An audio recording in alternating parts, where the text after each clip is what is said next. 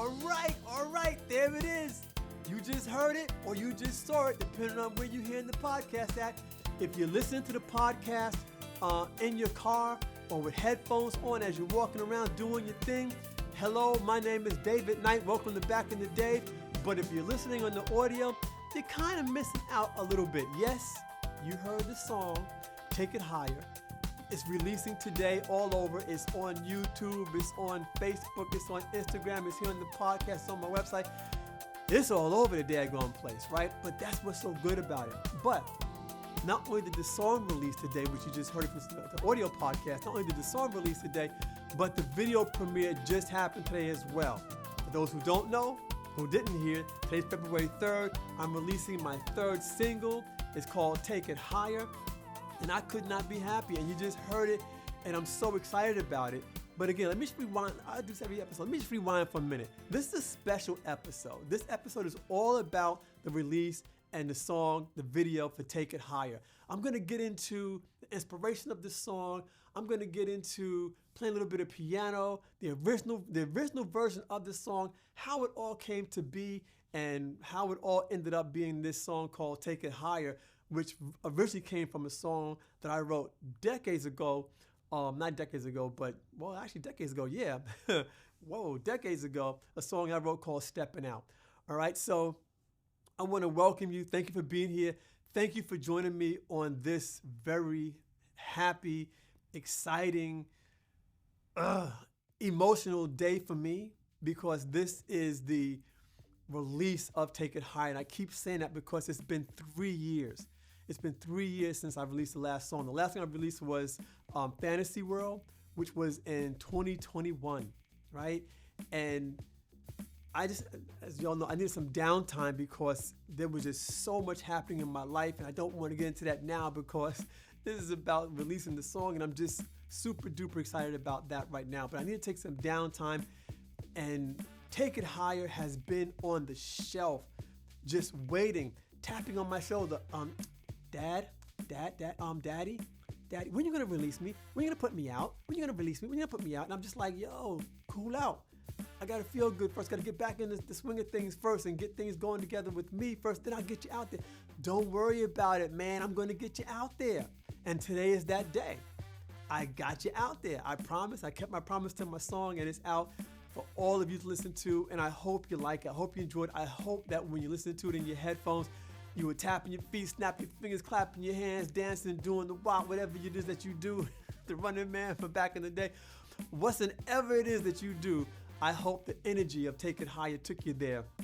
And for those who are watching on YouTube, and for those who may have seen it on Facebook, you're seeing the video premiere for the first time as well. So those who are just hearing the audio side of it, jump on over to YouTube and check out the video, because that also premiered at the same time as you were listening to the audio side of it, because I have everything synchronized to shoot off today at 2 o'clock, and now we're after 2, but that's all right. All right, so I'm happy. I'm really happy because I got this song out there. And what really, the thing that excites me the most about it is because this song to me is inspired by the songs of the early, and I'm going to say mid 70s. Artists like Brass Construction, artists like El Coco. You know, El Coco had this song, Let's Get It Together. Let's get it together. And another group called Crown Heights Affair. All right. They had a nasty song out, I think 1975, which the name of the song for me is evading my brain for a minute. But El Coco had this song, Let's Get It Together.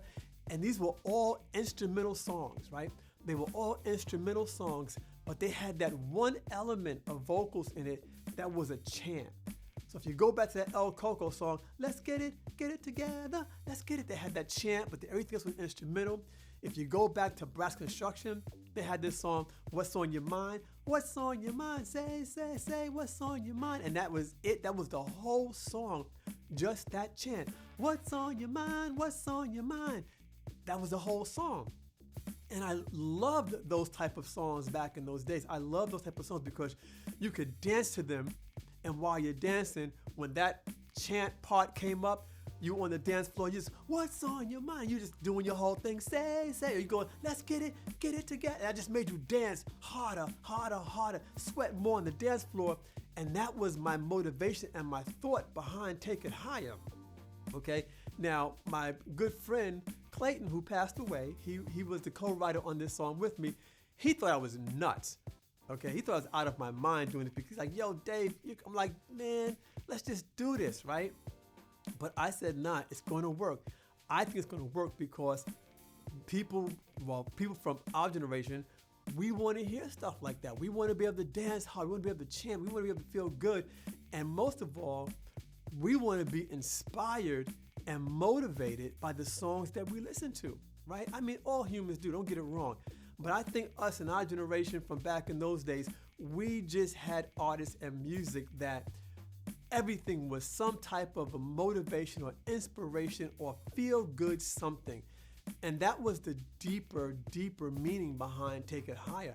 I wanted to be a song to motivate you to take your life higher, to take every day, every second of your life higher. Not because you're thinking about, well, this could be my last day in the world, and so, I better do the best. Forget that. That's like fear thinking in my mind. It's just take your life higher so that in this day, you're feeling good. You're feeling inspired. You're moving forward every day, maybe every second. And moving forward sometimes means laying back and just taking a nap, going to sleep, whatever it may be for you, because believe it or not, taking naps and relaxing and resting, that's taking your life higher, just in a different type of way. So let's be clear about that. Take it high doesn't always mean getting up and jumping off a roof and feeling good about it and soaring and flying all the time. It means feeling good. Take your life higher to feel good. Be inspired by your thoughts, by your feelings, by your emotions, the people who are around you. And I wanted this song to convey that to you. And I wanted to do it by a dance tune with beautiful orchestration going on, just strings soaring back and forth. And I wanted to do it with synthesizer solos and stuff like that. And I wanted to do it with a funky bass line and a heavy drum beat so you can dance if you wanted to. I wanted to just put the elements, I just kind of felt all these different elements to put into the song. Now, let's be clear. Clayton co-wrote the song with me. I gave him some chords. Well, let me kind of rewind for a minute. I want to tell a little deeper part of the story as well. So if you go back to 2012, right? Go back to 2012, I had just launched my record label, 41 Records, okay? And I had put several artists on the label, and I was working with all these different artists, and it just became overwhelming for me. It just became crazy, and it just became a nightmare at the end of the day. So what happened is the whole thing imploded upon itself, and I just had to let everybody go and just call it a day. And that's it. I still have the label. I still release things, including Take It Higher right now is released under 41 Records under my label. And so label is still there. But once I took the label apart, once I stopped working with other artists, I should say, on the label, the thing that I wanted to do was say, okay, I got to prove to myself that this new way of putting music out on the internet can really, really work. Because that was the big fight between myself and the other artists. Many of the other artists who were old school from our generation, they went to the old-fashioned way. They wanted to do it on the radio, and do it through the college circuit. And I was like, nah, we did that. We got the internet right here. I want to do this thing on the internet and call it a day, and we can reach a lot more people. And that's where the battle kind of began, right there. So I said, well, no, this is my vision. I'm going to move forward with my vision. Clayton was writing with Clayton, my friend from 1976, 77. He was the keyboard player in the first band that I was ever in, and also in the first band that he was ever in with two brothers, John Byfield and Vincent Byfield. John was the guitar player and the founder. Vinny was his younger brother, the drummer. I played bass, and Clayton was the keyboard player in the band. And if you want to hear that story, go back to the podcast episode that says M like Mary, U like umbrella, 1, MU1, and that stands for multiple unit as one. And that was the name of our band. We were together from like 1976, 77 until like 1980, I think it was, somewhere around there, when Clayton and Vincent decided to join the Marines. And then the band broke up. We kind of all went our own way. But Clayton was working with me on 41 Records, and he was writing songs with me, co-writing songs with me, and he was also writing other songs for some of the other artists on the label as well, right? Okay. Well, when everybody disagreed on how I wanted to market the songs, and I said, well, this is my vision, and I got to do it where I need to do it, and that was it. I kind of like, well, that's that, and that's going to be it. In terms of how things are with this now, that's going to be. So everybody kind of went their own way, and those who didn't go their own way initially, I kind of let them go. They went their own way after I kind of said, you got to go your own way, and that was that. But then, this was in 2016, late 2016. And so now I'm left with this record label and trying to decide what I'm going to do. I still felt deep inside that releasing music on the internet in 2016 was way much better and was could be much more successful than releasing music on radio, college radio, terrestrial radio. It didn't matter to me, okay? So I called Clayton and I said, well, Clay, that's that. He goes, what you gonna do now? I said, yo, man, I don't know. I'm gonna figure out something, but whatever it is, I'll call you back in a couple of days or a week or so and let you know what I'm gonna do, and we'll take it from there. He said, all right, let me know. I said, okay. But he did say, before we hung up on that call, he did say, Dave, I believe in you, man. We've been together since we were 14, 15 years old. So whatever you want to do, let me know. I'm in, I'm down, I'm with you. I was like, really? Really, man? Really? He's like, yeah, man, I'm with you. I'm like, okay, cool. I hung up the phone. And with him saying that, I was inspired. I was motivated. But I had to think through, what could I do? And the first thing I could think of was like, well, I need music. I need an artist. And I said, well, this is that time. I had been saving up songs for decades. Songs that I had written for other artists that they didn't want to do. So I put it in a little particular file, say, you know what? I'm going to keep this for myself, and I'll be an artist one day myself. So-and-so didn't want that song. Okay, no problem. Not a problem at all. Put it in my little file cabinet, and it'll be a song that Davey D does at some point when he becomes an artist himself and he gets himself together, and I'll stop producing for other folks and writing for other folks. I'll do it myself. Okay. Well, it hit me. This was that time. This was that moment. This was the time for me to be the artist myself. Okay. And so with that, I said, hey, I called Clayton back. I guess it was a couple of days later, maybe 3 or 4 days later. I called him back and said, hey, I think I know what I want to do. He said, what's that? I said, I'm going to be the artist on my record label. Okay. And I just need songs, period. I need songs. And I need songs like now, I guess, basically. He said, all right, well, what you got in mind? I said, well, the idea initially here, before we get to the music stuff, I said, the idea initially, if I'm the artist, then I can write songs, produce songs for myself, and put them out on the internet, and I can be the guinea pig. I can be the one to test internet marketing and internet sales and selling and promoting my music on the internet and see if people like it. If people like me as an artist, if they like my song, they like me as a person or whatever. But I think this is the way to go. Now, mind you, this is this now is early 2017. This is like January 2017. Okay. And he said, Dave, it sounds good to me. I'm behind you, man. Whatever you want to do, I'm good to go. I said, okay. So I need songs. I need music. He said, all right, no problem. So I said, I have this piano song, this song that I wrote back in 1982, this song called Steppin' Out, right? And Steppin' Out was a song I originally wrote for my band Chase back in 82. Now, there was an artist back in those days, his name was Joe Jackson, and he had a song also called Steppin' Out, which of course his song was the big hit and mine got put into my ice cooler over there, right? But he had this big hit, do it, we're stepping out. I'm sure y'all remember that song, right? Like Stepping Out was a cool song. I love that song. There was something about that song I just loved. I don't know what it was, and I love the title. But in my mind, I wanted to write something that was a little more slick, a little more chic, a little bit more, I guess, danceable in my mind, a little more funky, that type of thing, a little more of a dance tune. but use the same title, Stepping Out. So I sat down back in those days at the family piano as I always did, and I came up with these chords. So check out these chords. Check them out. Just take a look at these chords right quick. So as I said, all I did was send some real basic chords to the song that I wrote back in 1982 called Stepping Out, which was inspired by Joe Jackson. And again, 1982, I think I wrote this in the spring or early spring, somewhere around there, before summer of 82. So I was still 19 years old, and just still cutting my teeth on writing songs. And I had these real basic chords. This was it.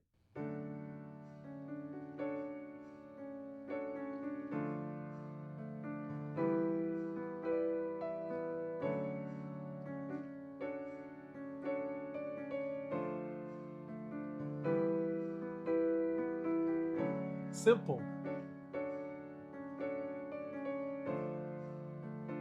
This is all I sent him.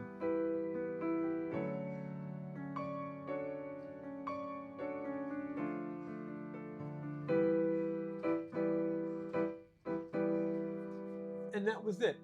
I sent him that chord progression, and he did what I asked. He slapped it up, flipped it, and rubbed it down, and came back with a groove that I turned into Take It Higher. And what's kind of cool about it is that you can still hear the essence of these chords in what he did. Like I said, he took those chords, these basic chords, and just kept those chords that I gave him as the foundation for the song, but then did chord inversions and played them in different ways and came up with a nice groove. So that's what he had to work with. That's all he had to work with. Okay, so those were the chords to Stepping Out, to my version of Stepping Out. And I loved it, and I wrote these lyrics, I'm stepping out on you, girl, 'cause I love, and I'm like, it's kind of corny, but I brought it to the band, I brought it to Chase, we played it. I have a version around here somewhere I had been looking for because I wanted to include that in this episode, so I want you all to hear it really, really bad, but I cannot find it among all my tapes, and so I can't play that. But Chase did a version of it, and to me it was horrible. It was just horrible, right?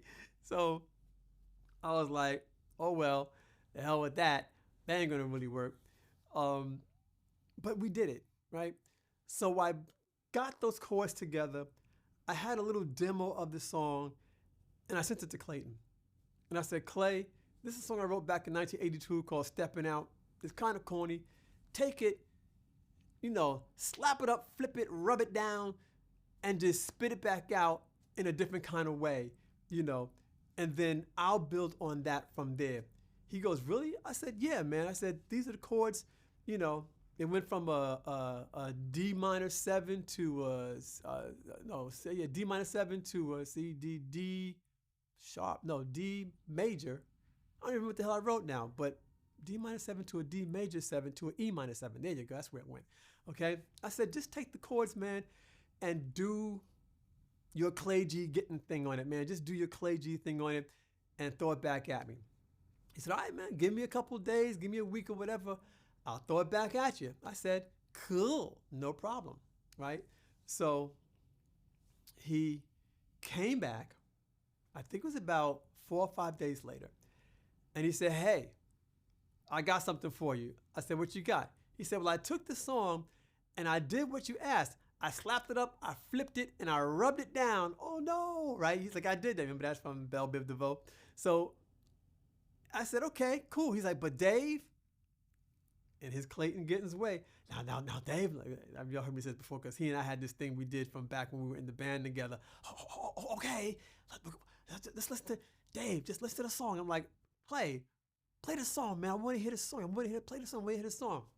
He goes, okay. Don't get angry because it sounds different. I said, well, slap it up, flip it, rub it down, so it should sound different, man. I said, just send me the damn song. Send me what you did. Let me hear it. If I like it, we're going to run with it. If I don't, I'm going to send it back and slap it up, flip it, rub it down again. All right, man. So, he was really he was really nervous giving me this. I had never seen him so nervous before sending me a track, but he was really nervous sending me the song. And I guess because it was me, maybe because I'm now the artist, as opposed to writing the song and then producing it and just saying, hey Clay, these are the piano parts. I want to put this piano part here, put that piano part there, So I guess I maybe felt a little intimidated. I don't know what the hell it was, a little scared, but he was really, really nervous about sending me the file so I can hear the song. But he finally did, and he sent me the daggone song, okay? And I went back into my studio. It was in a different room than this room. For those who are watching on YouTube, it was in a different room than this room. And I played it. And this is what it sounded like.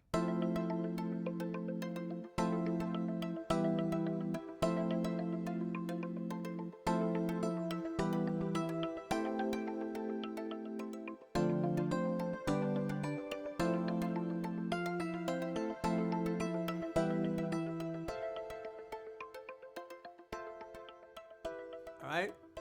That's what he sent.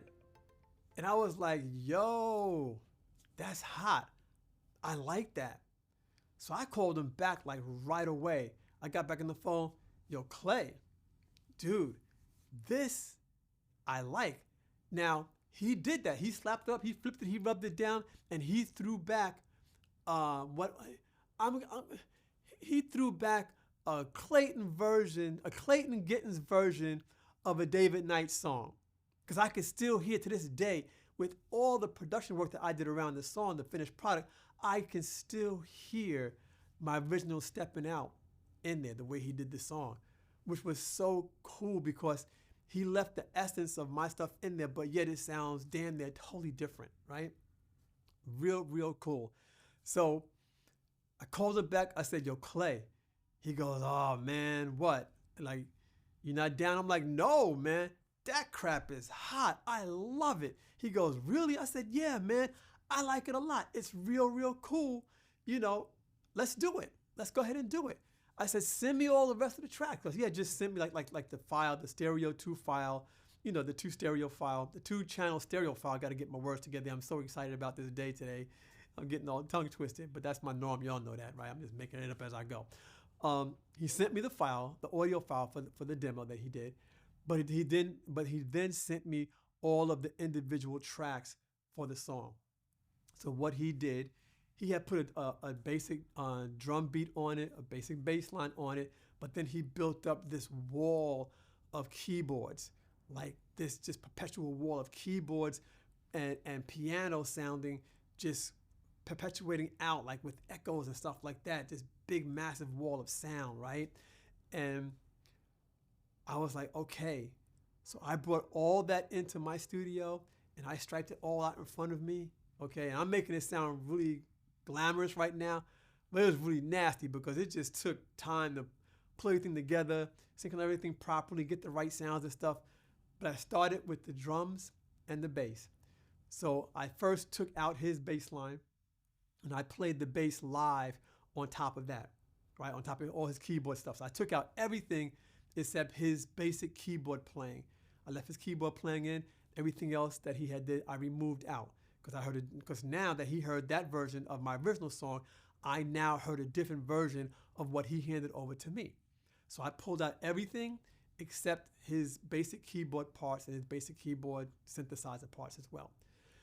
I then went back in and I recorded the drums, right? Live drums on top of his keyboard parts. Once I got the live drums in, I then went back in and I added the bass in, played the bass live, got that going live in there, right? And then once I got that, my drums, my live drums and my live bass playing on the song, along with his keyboards, and it was that was just melting and grooving together really, really good. I then went in and took all these strings, like I stacked strings, cellos, violins, violas, all the string double basses, and just orchestrated the whole song from beginning to end. Wherever strings need to be, just orchestrate the whole song from beginning to end. Put tremolos in there, fading, swelling strings coming up and coming down, all that kind of stuff. And that really excited me. That was really, really exciting to put those strings in like that. It was one of the first songs, one of the really first dance songs I ever really tried to orchestrate. And those folks who orchestrate out there, y'all know, yeah, it's the first time. 'Cause it sounds pretty wow. It sounds a little wickety whack there, but it works for the song. It really works for the song, right? So then after that, I turned back around. After putting in all the orchestration, the strings and stuff, I then turned back around and I put the synthesizer solos in there, right? I grabbed my synthesizers and just came with different melodies for all the different solos and stuff. Put those in, put those in. And then after that, I got to the microphone and I said, okay. I began singing all kinds of things that just bored the hell out of me. I was like, no, no, no, no, no, no, no, no, no, no, no. And then I stopped this. I stopped the recording. I said, none of this is really working. Let me just take a minute and just like feel it. So I put the headphones on and just, and this is weird. This is how you get it. I just put the headphones on again and stood by the microphone and just began to just, instead of trying so hard to think of lyrics, because I'm not the type of lyricist that sits down. I don't often sit down with pen and paper and write lyrics. There are songs that I will be releasing in the near future, like really near future, where I've actually sat down and wrote the lyrics out. Songs like Visions, songs like Cry. These are going to be songs that I can't wait for y'all to hear. But with this song, I didn't want to do that because I felt it was such a powerful song with the strings and with that boom, boom, that kick drum going and the boom, boom, boom, boom, boom, boom, boom, boom, with the strong bass line just kicking and rocking like that. I didn't want to sit down and just write out some old lyrics and just say, okay, this works. And maybe I should have, but I didn't. So I just put the headphones on my ears, cranked it up as loud as I could without losing my hearing, and just whatever came out, I let it roll. I just let it roll. And what came out was, take it higher, higher, take it higher, don't give up. And I got that and I was like, oh, played it back. That works. And it was a real scratchy version of it, but I liked it. And I took that little scratchy version, I mixed it down, a little demo, and I sent it to Clayton, and I played it for my wife. And they were both like, using those vocals? I was like, yeah.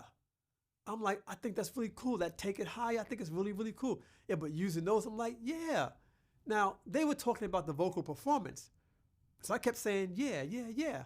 My wife was like, I don't like that. I'm like, well, I don't care. I'm doing it anyway because I like it. And if I like it for my song, I'm putting it in. That's it. So I put it in. And for the longest, she was like, the vocals just don't sound right. But all along, I'm sitting there thinking that her and Clayton are both saying that the lyrics aren't working for the song. But they were talking about the vocal performance. And I didn't know that.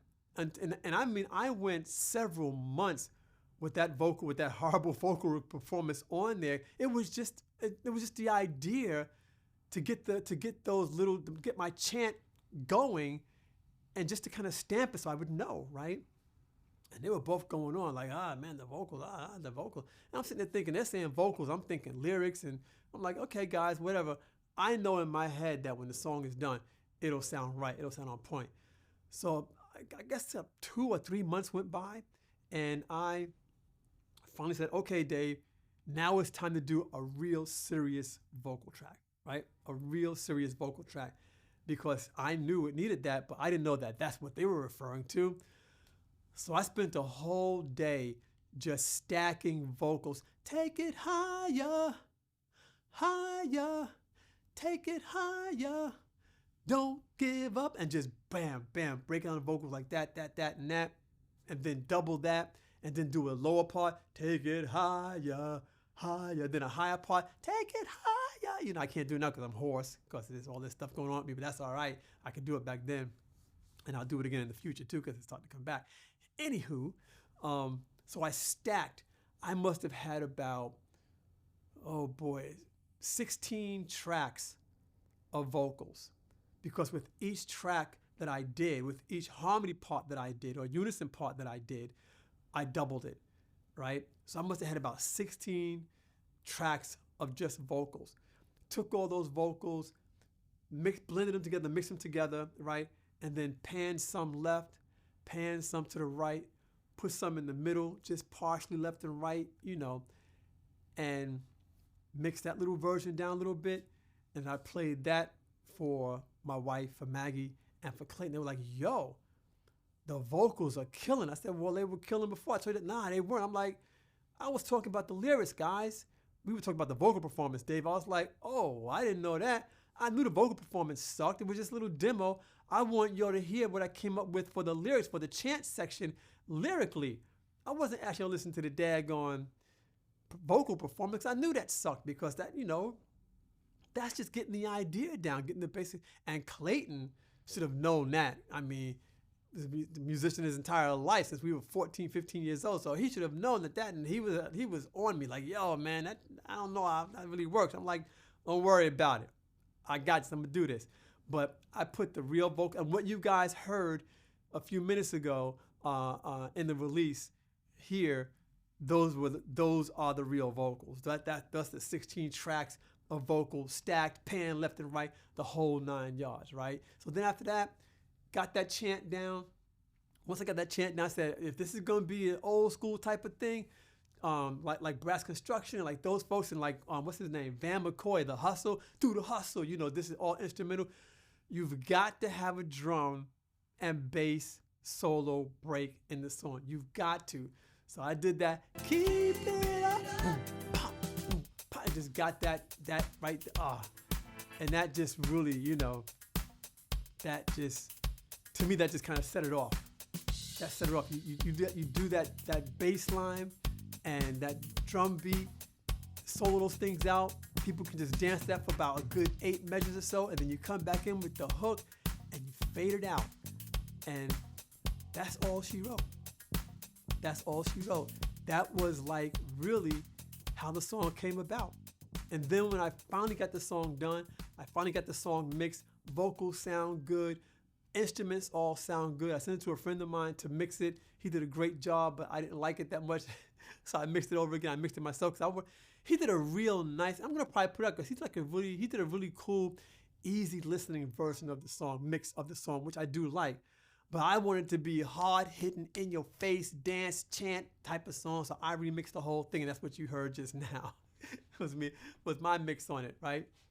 But I did the song, I love the song, and now that it's all done, and then we did the video behind it, I mean, what do you think? I just think it's really, really a good song, a really strong song, a very inspirational song, a very, very motivational song as well. And so just enjoy it. Just enjoy it. And one last thing I want to say, because I have to kind of go here with this a little bit. Take It Higher was the last song that Clayton and I did together before he passed away. He passed away 4 days before his 58th birthday in 2020. Had nothing to do with COVID. He had some serious health issues, which I really wish I can kind of get into because that's lifestyle stuff. And he and I had many long conversations about it.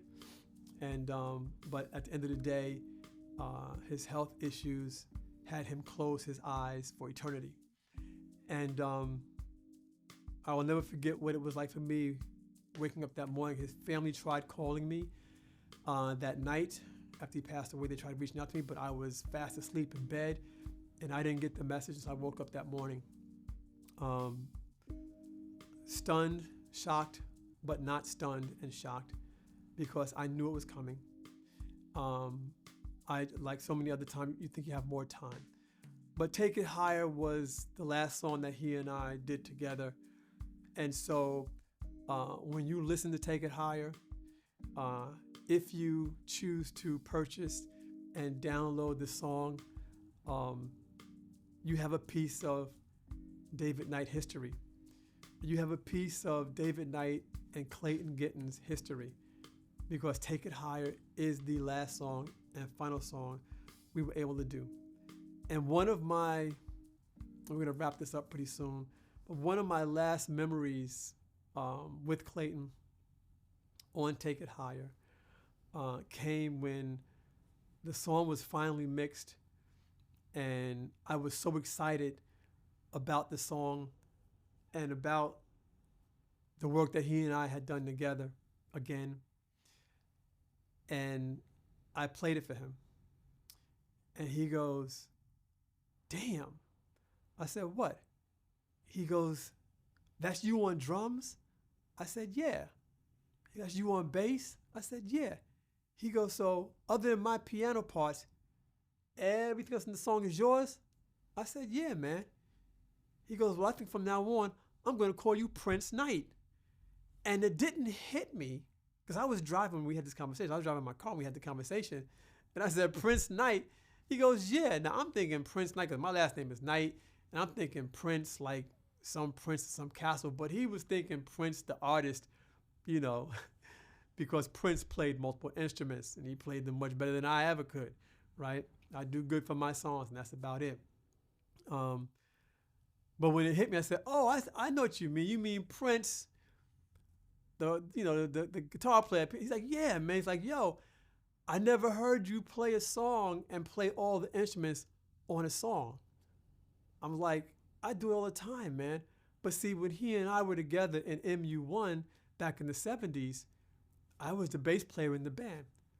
But what's really funny, I'm kind of going back for a minute, but what's really funny, I was talking to Vincent, the drummer from MU1 from back when we were kids, and he goes, "You know, I now see what you would do." He said, "It used to piss me off there." I'm like, "Why?"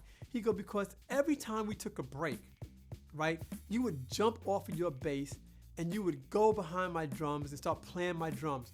Or you go and get behind Clayton's keyboards and play his keyboards. Or you pick up Johnny's guitar and start playing his guitar. And you would keep going around the instrument, and you think you slick." I'm like, "What are you talking about?" "I know what you were doing now." I said, "What?" He goes, "You would learn how to play all the instruments." I was like, "Well, yeah." I said, "Yeah.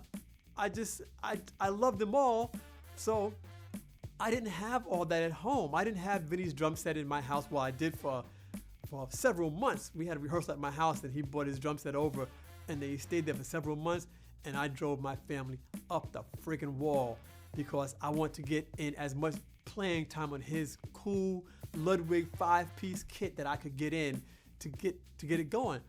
But I wasn't playing all the instruments back in those days at band practice so that I wasn't constantly trying to play all the songs, all the instruments on my songs in the future. That wasn't the goal. I just loved all those instruments. I love piano. I love synthesizer. I love my bass guitar as my primary instrument. I love drums. Drums was my first instrument. So as time went on, and when MU1 broke up, as time went on, I bought a drum set for myself. I had my bass. I always had a piano, keyboard around. So I was always playing the instruments. And then when my band Chase broke up in January of 1984, which is 40 years ago, last month, 40 years ago. When Chase broke up 40 years ago, I was like, well, what am I going to do now? And that's when I began saying, well, wait a minute, I can play a little drums, I can play a little piano, and I'm a bass player, so I can play all the core instruments and just get myself a guitar player to put guitar on top, and I can do this stuff on my own. And that's when I really began to just play all the instruments, and that's why I can do that now. So playing drums and playing bass and doing the vocals and the orchestration, all the stuff on Take It Higher, on top of Clayton's keyboard pads and stuff, to me was very normal. But to him, it was exciting because he had never heard me do that before, and it was pretty exciting for him to hear that. And that's one of my last really cool memories with Clayton. And we had a really good laugh about it. He was like Prince Knight. That was Prince Knight. But great memory. I miss him so much. I wish that he was still alive, where he could see this day come on Take It Higher. But I hope all of you enjoy the song and use it to inspire you. You know, use Take It Higher to inspire you. If you had that day when you're feeling kind of down and feeling kind of blue, you know, put it on. Put your headphones on. Put your earbuds on. Crank it up in the house. Whatsoever it is for you, turn the song on. Make it feel good. And when I start saying, take it higher, do it with me. Just do the video. I mean, look at the video. When that part comes up, I'm dancing. I'm having a good time because I'm trying to push y'all and motivate y'all to just feel good. Feel good. Inspire yourself inside. Feel good inside. Let Take It Higher on some level be some type of music therapy for you, because that's the idea behind the song. That's the concept behind the song. That's why I wrote the song that way lyrically. If you want to call those lyrics, that's why I keep saying it's a chant. And I wanted it to echo back to the songs that we loved, the types of songs and the types of dances that we loved back in those days, back in the early and mid 70s with artists like Van McCoy's The Hustle, El Coco, Let's Get It Together, Crown Heights Affair. I forgot the name of that damn song. What the hell was the name of that daggone song? Oh, but I loved it. Do I have it over here? Hang on. Wait, Crown Heights Affair. I'm back from the mic. Hang on a minute. Here we go. This one, Crown Heights Affair. The name is that Dream of the Dream. That's what it was. I couldn't remember the name itself for a minute. I had to get the daggone album and put it up there. For those of you who don't know about this song, check this song out. Dream of the Dream. Crown Heights Affair, 1975. This song, when you hear this song, you're going to hear a lot of Take It Higher concepts of Take It Higher from this song. I really want to get together a bunch of musicians and cover this song, because that song, Dream of the Dream, Crown Heights Affair, was a band from Crown Heights, Brooklyn. Now I'm getting off a little bit, but that's all right. But they were nasty. They were a nasty band. So check out Dream of the Dream. Check that song when you get a moment to. Check out Dream of the Dream, Crown Heights Affair. Check out Let's Get It Together by El Coco. And also Coca Motion by El Coco. Of course, The Hustle by Van McCoy. What's on Your Mind? Brass Construction. Moving. Brass Construction. Changes by Brass Construction. All those type of songs. Take It Higher is, to me, is a testimonial, a testament to that type of song, that chant, instrumental dance song that we all loved back in those days. All right. So I hope you enjoy it. I hope you like it. Go to the website. You can check it out more. Go to the song page on the website. davidknightcompose.com/Take It Higher, the song, or just go to the song menu and click on the song menu, and it'll come up that way as well. For those who want to download, you can download it right there. And also it's on Spotify, so those who don't want to support that way by doing a download, go to my Spotify page, David Knight Compose as well, and you can just put it in a playlist there and check it out that way. Feel free to email me if you want to about the song. Give me your thoughts. I would love for you folks, whoever wants to, go to the website, go to the song page, and scroll down a little bit, and just leave a comment or a testimony. I'm really looking for those, because that will help me get the song out there more and more with testimonials and comments and stuff like that. Either here on iTunes, for those listening on iTunes, the audio version of it, go to iTunes, leave a comment there, leave a testimonial there, because that'll help as well. If you're on YouTube, ring that button, hit that bell, hit that subscribe, as they say on YouTube, all that kind of stuff. You can also email me, david@davidknightcompose.com. And in the coming months, there's going to be Take It Higher merchandise, Take It Higher shirts and mugs and pictures and this and that, all that kind of fun stuff as well. So it's going to be a Take It Higher kind of time. And now that Take It Higher is out and it's released, the next song coming out is called Gentle. All right, so be on the lookout for Gentle. Spring. It's going to be spring of this year. It's going to be Gentle. It is a piano instrumental. That's it. Just only piano. It's me playing piano. So I'm working on the music video for that right about now. And that's going to be out probably, early spring is March. So probably mid-spring, April, May, give or take. Once I get the video done, then it's on. Once the video's done, Everything else for gentle is done. All right. So that's going to be the next release. All right. So like I said, I got 4 songs going out.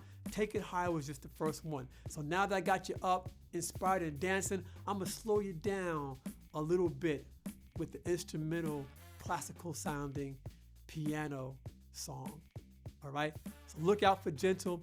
Until then, as my grandmother would say, keep on living. Listen to Take It Higher. Night out.